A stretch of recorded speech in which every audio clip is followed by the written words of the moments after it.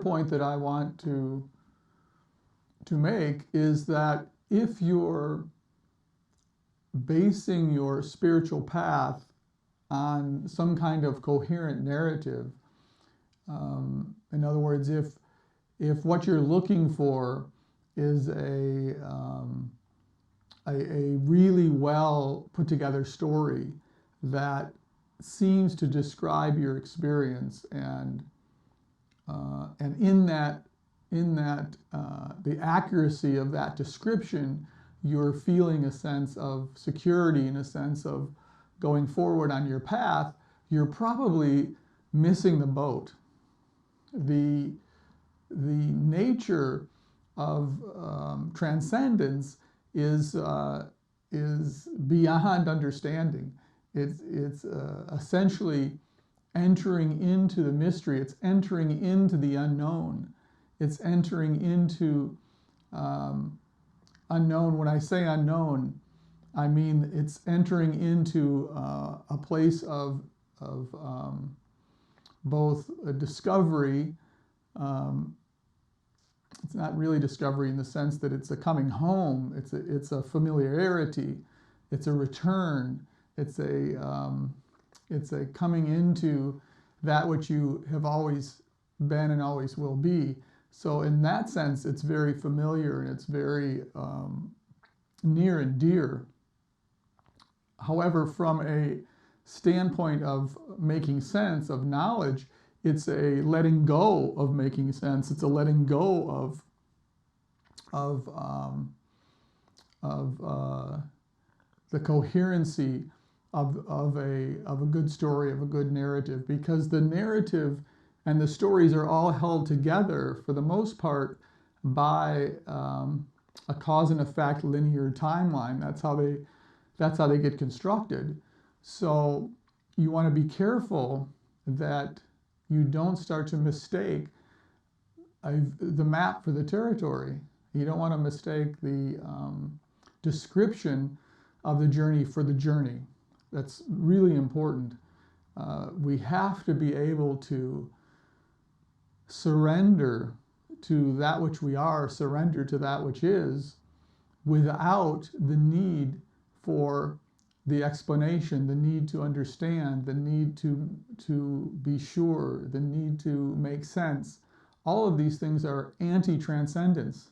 Transcendence is about giving up the security of a narrative, the security of an identification, the security of being something, the security of grasping for something that's known.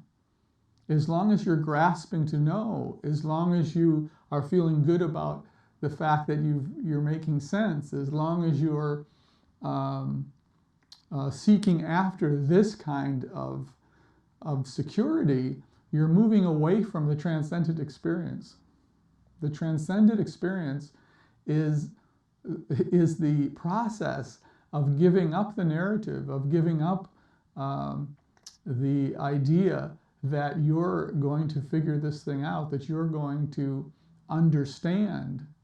You'll never understand. You can only experience that which is indescribable, which is actually cannot be put into words. What we put into words is what fits well into the words is the deconstruction of the mess that words get you into. So in a sense, the words work to undo themselves. The words that you acquired to undo the narrative, the coherence of the narrative, so that you can in fact experience the transcendent. Those are useful. It's useful words. The nete, the identification of not this, not this, not this, not this, and the realization of I am that, not the identification I am that, but the realization that I am that I am this entire field, that I am that which is indescribable. I am the nameless. I am the one that is everywhere and nowhere. This kind of step into the mystical has to occur, not because we need some flight of fancy, not because we want to stay childlike in our imaginations, but because that's the essential nature of what we are. We are children of the infinite. We are beyond that which can be described. We are that which is giving rise to all these things. We are not the things themselves. So this, so I hope you get what I'm trying to say here is, don't get caught in good, clear explanations as much as I do try to give them. This is beside the point. This is a second level goal. What you want to do is you want to see, let me see if I can explain this as well, that the words that actually describe the experience don't make sense. I know that's right. So if what you're hearing, if I'm making a lot of sense, I'm only taking you to a certain level. In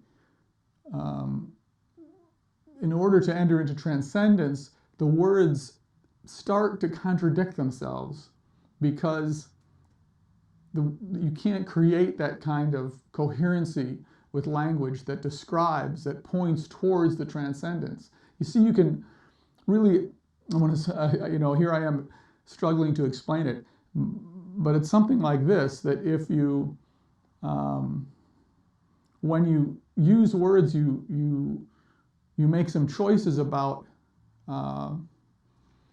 limiting yourself to what the words can describe. And in those limitations, and in the attempt to encompass something that is in fact infinite and whole, you're getting a lot of slices of the transcendent experience that seem to contradict with each other, but actually, because they're pointing at a coherent whole, because the consciousness is in transcendence is in itself whole,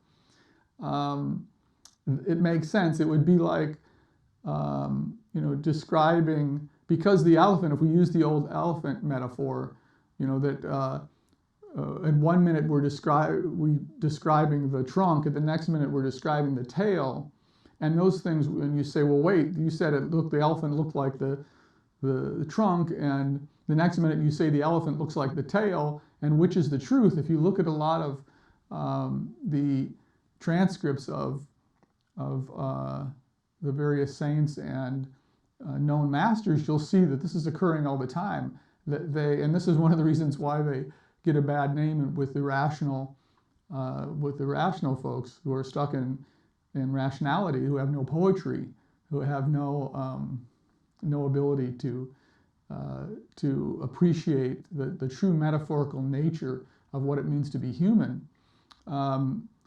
You'll see in those descriptions of the illuminated that you see a much more poetic turn of phrase, and you see that they're describing that elephant from different angles, and they don't mind that they're contradictory, because they know from their own experience that there's a whole elephant there, and if we as disciples or apprentices or students of those teachers, we start to put together that experience for ourselves, and we realize when we hear these contradictions that, that sounds completely different than what he said on Tuesday or she said on Thursday, but actually I got it. I got what they mean. It's making sense, because these things can't be described in a singular, coherent way. They're too big,